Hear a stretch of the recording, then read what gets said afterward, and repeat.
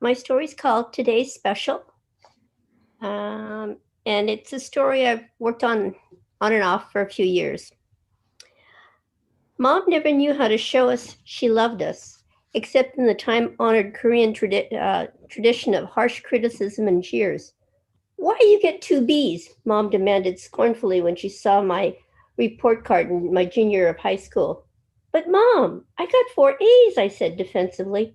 So, next time you get all A's, and dismissed me with a shrug. No compliment, no nothing. Next time I got all C's and D's. Mom struggled for years as a single mother with three children to raise after my father abandoned us when I was 10 years old. Born into a wealthy family in Pyongyang in North Korea, she never finished high school, had no job skills, and spoke minimal English. She juggled several low paying jobs cook, waitress, maid, seamstress simultaneously to scrape together a living and support us. I was the oldest daughter in my family, and all the household chores and childcare responsibilities fell on my shoulders from the time I was 11 years old. So I raised my brother and sister while mom worked umpteenth hours. We lived in a small, dark, cockroach infested hospital on Leavenworth Street in San Francisco.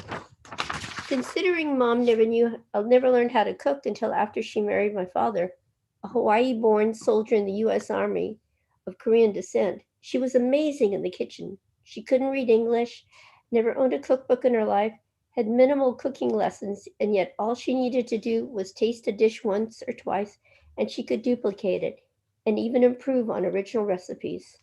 Unfortunately, grinding poverty, frustration, and bitterness brought out the worst in mom, and we ended up suffering years of physical and emotional abuse from her. She blamed us for the miseries of her life, and we learned to tread around her carefully. So when she bought a small coffee shop, an immigrant's dream come true for her, and told her we were all going to work there, we were horrified. Maybe it was mom's way of asserting control. My younger siblings and I had all been born here in America, and we were teens now, and the conflicts that arose from what we saw as mom's old fashioned, outdated, overly strict traditional Korean beliefs had eroded her authority. But oh my God, spending the entire day working with mom was my worst nightmare come true. I fought desperately against the idea. I was 19 years old, and for the first time, I stood up to my mother. Not in bold defiance, of course, because I was a spineless jellyfish, but in a sullen, hang-doggish kind of way, muttering feeble excuses. I've never been a waitress before. I don't know what to do, I whined. It's easy. I teach you, said Mom dismissively, angry at my unexpected, totally passive resistance. She squashed me like a bug by pulling out all the weapons in her well stocked arsenal. Shock. You don't want to help me, your own mother? Outrage. You selfish girl. I sacrificed my life for you since your father left. Bargaining. I pay you. More than phone company, under table, cash. You get tips too. And of course, my Achilles heel, guilt. I do everything for you. What you do for me, I beg you, help me. As usual, Mom won. So here I was trapped, and even worse than working for a mother I both hated and feared was my crippling shyness that made me feel like an outsider. Doubly so because there were so few Koreans in San Francisco compared to the larger, more well established Chinese and Japanese minorities here. Most Americans didn't even know who Koreans were. I didn't know. All I knew is we were outsiders, like all Asian communities, overwhelmed by the predominant white culture of the time. Besides hating to work for my mother, I learned to truly hate the breakfast rush. Customers were always in a hurry, and everything had to be served right away and piping hot.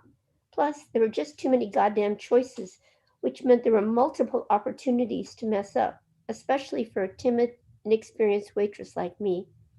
In 1969, you could get a breakfast of ham, bacon, or sausage, and two eggs any style, with crisp hash browns, toast, butter, and jam for $1.30 at my mother's coffee shop on Sutter Street in San Francisco. Or you could select today's breakfast special, number one, with chilled juice, fresh crisp cereal, country fresh egg, three strips of bacon, toast, and hot coffee for $1.65. A cup of Farmer's Brothers coffee was 15 cents, and refills were free. I'd mumble and hastily scratch down the orders of my customers on my order pad, praying I would remember to bring all the right dishes to the right tables, let alone the necessary condiments. Mom's small, shabby little coffee shop on Sutter Street off Jones was an old fashioned traditional diner. The long, narrow room, adjacent to a large hotel for budget conscious travelers and tour groups, was dominated by a long, bright green, L shaped formica top counter with a row of padded stools alongside. Plus, small Naugahyde covered booths ran down the opposite wall. Behind the counter was the big coffee machine, the tin canisters for ground coffee, and thick white cups neatly stacked upside down on trays within easy reach. And there was a large display for cakes and pies. Mom's domain, the cook station, was at the end of the counter behind a shoulder high partition. The customers who frequented Mom's coffee shop included travelers and tourists from the hotel, but our most loyal regulars were the people from the neighborhood. They lived in small one or two bedroom apartments or studios in the once classically beautiful, now run down apartment buildings in that area of the Tenderloin. Their proximity to downtown and cheap rents were their main attractions. If you lived here, it meant that you were part of the city's invisible working class. Cabbies, gardeners, handymen, short order cooks, tired waitresses from the Woolworths lunch counter, aging spinster file clerks, genteel department store sales ladies, and retired seniors were the kind of folks who dropped by for meals. As dusk approached, our regular street walkers showed up and plied their trade. There were a few, not many, and mostly young, not like the haggard harridans of lower Tenderloin. In later years, I realized Mom had been lucky to get the coffee shop. At the time, of course, I didn't appreciate the enterprising spirit of Korean immigrants in this country. Many, like my mother, were desperate to get a foothold here and open up their own businesses. They weren't qualified to get loans from established banks. So Mom told me some of them banded together to form their own informal loan operations called donamoshis. 12 participants would get together and chip in a specified amount of money in the pot every month. Each month, one of the participants was allowed to take the lump sum to buy or start a business. That's how Mom was able to buy the coffee shop. It was a hard life. I saw it firsthand. But at the time, I was young and more interested in my own problems. Sometimes, in the mornings, the coffee shop suddenly filled with a tour group from the hotel who all clamored to be served immediately. I was the only waitress, and terrified and overwhelmed, I ran ragged, trying to serve breakfast to 23 people at once.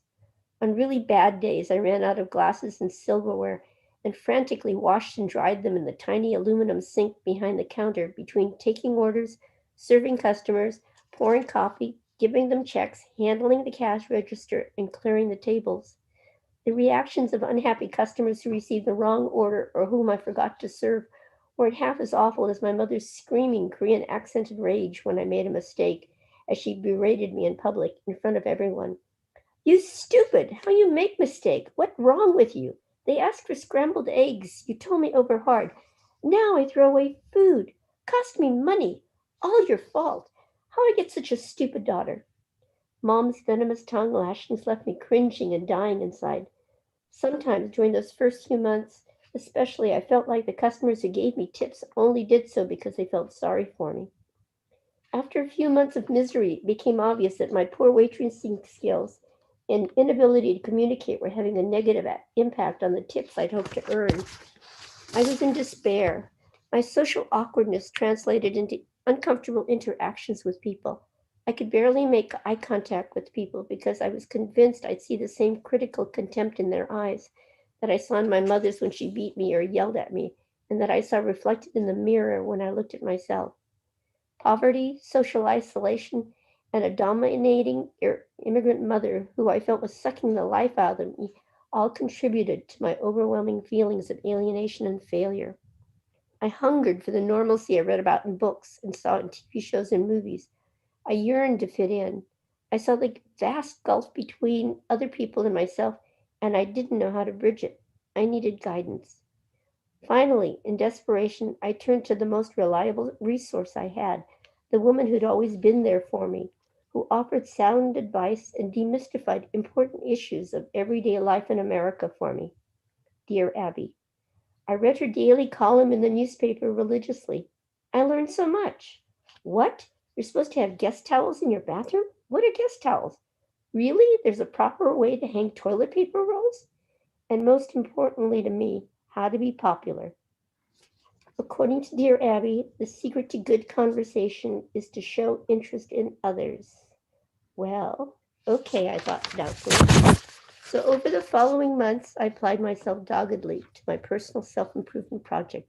I greeted customers nervously with a fake friendly smile when they walked in. And though I cringed mentally, I tried to look at their faces and maintain eye contact. I asked them about their lives and tried to sound interested in their answers. Dear Abby was right. People like talking about themselves, and I learned that nodding and saying helped the conversation flow. Over time, I became interested in their stories. There was the prim, gray haired woman, a guest at the hotel, who told me she had a flair for math when young and had been a cryptologist during World War II. The cabbie who fought in the Korean War and remembered the freezing cold winters there. The sweet elderly couple who lived in the neighborhood, who apparently didn't have much money, but they would come in once a week and treat themselves to coffee and share a scoop of 15-cent vanilla ice cream. He called her Ma, she called him Pa, and they were married the day he returned from the war, the First World War. There were still many times I felt socially inept, but the polite, soft spoken, eager to please, good girl facade I cultivated eventually paid off, and people began accepting me at face value. And I finally began earning tips. And the 3 years I spent working at Mom's coffee shop also gave me the unexpected benefit of helping me gain some insight into my mother and her struggles. She had always been the fiercest, strongest person I knew, and I began to understand why. Later, I realized the real tragedy in her life was not a life of poverty and the abandonment by my father, but her inability to show us how much she loved us. At that time in my life, I was ignorant of my own strengths and only saw my weaknesses. That guise, I assumed, transformed my life because it helped me develop rudimentary social skills, and eventually it became the foundation of my persona, though it still took many more years for me to learn how to accept myself and to finally feel comfortable in my own skin. Sometimes I wonder if that facade I created when I was so young was the real me and had always been there, buried deep under the crushing weight of my unhappiness then. And maybe the real me had just been waiting for the right time and the right place to finally emerge. Thank you.